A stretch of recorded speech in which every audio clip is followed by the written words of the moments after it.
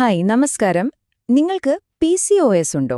അങ്ങനെയാണെങ്കിൽ ഗർഭധാരണത്തെക്കുറിച്ചോർത്ത് ചിലപ്പോൾ ഒരുപാട് ടെൻഷനും കൺഫ്യൂഷനുമൊക്കെ ഉണ്ടാവും അല്ലേ? എന്നാൽ ഇന്ന് ആ സംശയങ്ങളെല്ലാം മാറ്റി നമുക്ക് വളരെ വ്യക്തവും പ്രായോഗികവുമായ ഒരു റോഡ് മാപ്പ് തയ്യാറാക്കാം. അപ്പോൾ നമുക്ക് തുടങ്ങാം. അതായത് PCOSനെ കുറിച്ച് എവിടെ നോക്കിയാലും ഓരോ ഉപദേശങ്ങളായിരിക്കും അല്ലേ?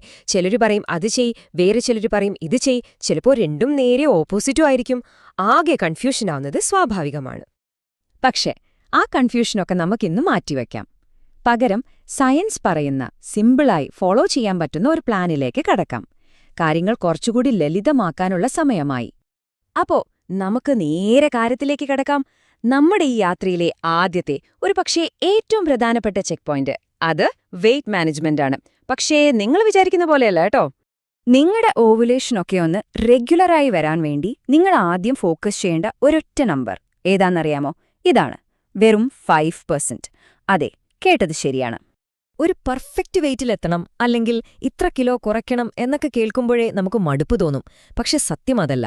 നിങ്ങളുടെ ഇപ്പോഴത്തെ ഭാരത്തിന്റെ വെറും ഒരു 5-10% കുറച്ചാൽ മതി. അത് തന്നെ നിങ്ങളുടെ ഫെർട്ടിലിറ്റിയിൽ ഉണ്ടാക്കുന്ന മാറ്റം വളരെ വലുതാണ്. അപ്പോ നിങ്ങൾ ചിന്തിക്കുന്നുണ്ടാവും, ഈ ചെറിയൊരു മാറ്റം കൊണ്ട് ഇത്ര വലിയ ഗുണം എങ്ങനെയാ കിട്ടുന്നേന്ന്? സിമ്പിളാണ്. നിങ്ങൾ കുറച്ചു ഭാരം കുറയ്ക്കുമ്പോൾ നിങ്ങളുടെ ശരീരത്തിലെ ഇൻസുലിന്റെ അളവ് കുറയും. ഇത് പുരുഷ ഹോർമോണുകളെ കൺട്രോൾ ചെയ്യാനും അങ്ങനെ നിന്നുപോയ ഓവുലേഷൻ വീണ്ടും തുടങ്ങാനും സഹായിക്കും. ഓക്കെ, ഇനി നമ്മുടെ രണ്ടാമത്തെ ചെക്ക് പോയിന്റ് ഭക്ഷണം. ഇൻസുലിൻ കൺട്രോൾ ചെയ്യാൻ നമ്മുടെ ഭക്ഷണക്രമം എങ്ങനെ മാറ്റാം എന്ന് നോക്കാം. ഇതിനെ നമുക്ക് PCOS പ്ലേറ്റ് എന്ന് വിളിക്കാം. സംഭവം സിമ്പിളാണ്. നിങ്ങൾ കഴിക്കുന്ന പ്ലേറ്റ് എടുത്തുക. അതിന്റെ പകുതി ഭാഗം, അതായത് 50%, ഫൈബർ അടങ്ങിയ പച്ചക്കറികൾ കൊണ്ട് നിറയ്ക്കുക. കോവയ്ക്ക, വെണ്ടയ്ക്ക, ചീര, അങ്ങനെ എന്തും. ബാക്കി പകുതിയില്ലേ, അതിനെ രണ്ടായി തിരിക്കുക. ഒരു ഭാഗത്ത് പ്രോട്ടീൻ, അതായത് പരിപ്പ്, പയറ്, പനീർ അങ്ങനെയുള്ളവ. മറ്റേ ഭാഗത്ത് മാത്രം complex carbs, ragi, millets, oats ഒക്കെ. കണ്ടില്ലേ, എത്ര എളുപ്പമാണിത്? ഇനി ദിവസവും നിങ്ങൾ ശ്രദ്ധിക്കേണ്ട രണ്ട് കാര്യങ്ങൾ, ഒരു കോംപ്രമൈസും ഇല്ലാതെ. 1. ഒരു ദിവസം കുറഞ്ഞത് 25 മുതൽ 30 ഗ്രാം വരെ ഫൈബർ കഴിച്ചിരിക്കണം. 2. മധുരമുള്ള ജ്യൂസുകൾ, കോളകൾ അല്ലെങ്കിൽ ഭക്ഷണത്തിൽ ചേർക്കുന്ന പഞ്ചസാര അത് പൂർണ്ണമായും ഒഴിവാക്കുക. 0. ഈ രണ്ടെണ്ണം ഇൻസുലിൻ കൺട്രോൾ ചെയ്യുന്നതിലും മാജിക് പോലെ പ്രവർത്തിക്കും. അടുത്ത ചെക്ക് പോയിന്റ് വ്യായാമം. അയ്യോ, വ്യായാമം എന്ന് കേൾക്കുമ്പോഴേ മടുക്കണ്ട. ഇതൊരു പണിഷ്മെന്റ് ആയിട്ടല്ല, മറിച്ച് നിങ്ങളുടെ ചികിത്സയുടെ ഭാഗമായി ഡോക്ടർ തരുന്ന ഒരു പ്രിസ്ക്രിപ്ഷനായിട്ട് കണ്ടാ മതി. അതെ, ഈ ഒരു ആശയം മനസ്സിലുറപ്പിക്കുന്നത് വളരെ പ്രധാനമാണ്. നമ്മൾ ഡോക്ടർ തരുന്ന മരുന്ന് കൃത്യസമയത്ത് കഴിക്കില്ലേ? അതുപോലെ തന്നെ വ്യായാമത്തെയും കാണണം. ഇത് നിങ്ങളുടെ ട്രീറ്റ്മെന്റിന്റെ ഒഴിവാക്കാൻ പറ്റാത്ത ഒരു ഭാഗം തന്നെയാണ്. വ്യായാമം ചെയ്യുമ്പോഴുള്ള ഒരു മാജിക് എന്താണെന്നറിയാമോ? നമ്മുടെ പേശികൾ ഒരു ഗ്ലൂക്കോസ് സ്പോഞ്ച് പോലെയാകും.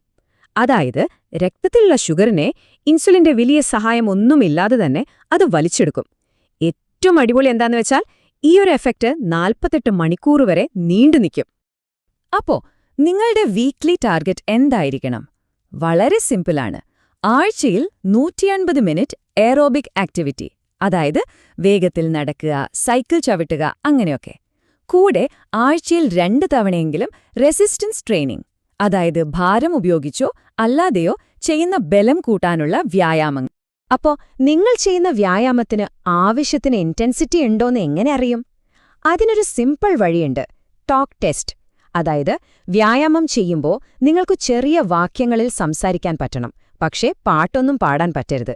ആ ഒരു ലെവലിലാണെങ്കിൽ നിങ്ങൾ കറക്റ്റ് ട്രാക്കിലാണ്. ജിമ്മിൽ പോകാനൊന്നും സമയമില്ല എന്നാണോ പരാതി? ഒരു പ്രശ്നവുമില്ല. നമ്മുടെ ഡെയിലി ലൈഫിൽ തന്നെ എയറോബിക്സ് ചെയ്യാം.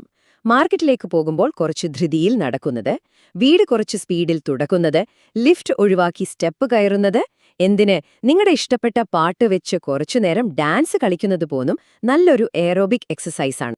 റെസിസ്റ്റൻസ് ട്രെയിനിംഗ് ആണ് നിങ്ങളുടെ സീക്രട്ട് വെപ്പൺ എന്ന് പറയാം. കാരണം ഇത് ഷുഗറിനെ കത്തിച്ചു കളയുന്ന മസിൽസ് ഉണ്ടാക്കാൻ സഹായിക്കും.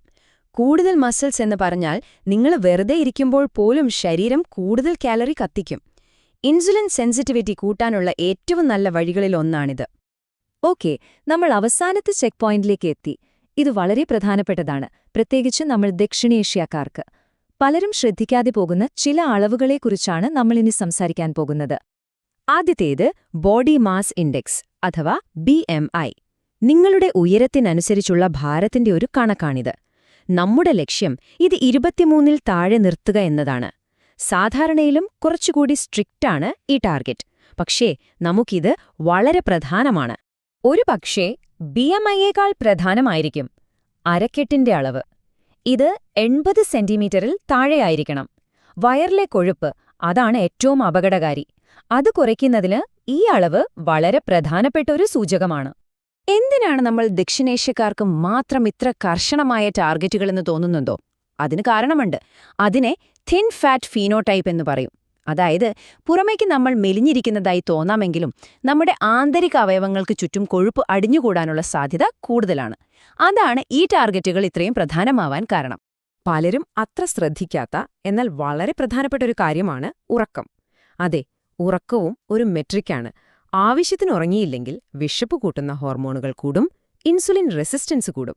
അതുകൊണ്ട് ഒരു ദിവസം 7 മുതൽ 9 മണിക്കൂർ വരെ ഉറങ്ങാൻ ശ്രമിക്കുക. അതും നമ്മുടെ ചികിത്സയുടെ ഭാഗമാണ്. അപ്പോ നമ്മൾ ഇതുവരെ പറഞ്ഞ കാര്യങ്ങളെല്ലാം കൂടി ഒരൊറ്റ ചെക്ക് ലിസ്റ്റിൽ ഒതുക്കിയിരിക്കുകയാണ്. ഇതാണ് നിങ്ങളുടെ ഫെർട്ടിലിറ്റി റോഡ് മാപ്പ്. എളുപ്പത്തിൽ ഓർത്തുവെക്കാൻ നോക്കൂ, ഇതാണ് നമ്മുടെ കംപ്ലീറ്റ് പ്ലാൻ. ഭാരം 5 മുതൽ 10% വരെ കുറയ്ക്കുക. ആഴ്ചയിൽ 150 മിനിറ്റ് എറോബിക് വ്യായാമവും 2 സ്ട്രെങ്ത് സെഷനുകളും. നമ്മുടെ PCOS സ്പ്ലിറ്റ് റേഷ്യോ, അരക്കെട്ടിന്റെ അളവ് 80 സെന്റിമീറ്ററിൽ താഴെ, BMI 23-ൽ താഴെ.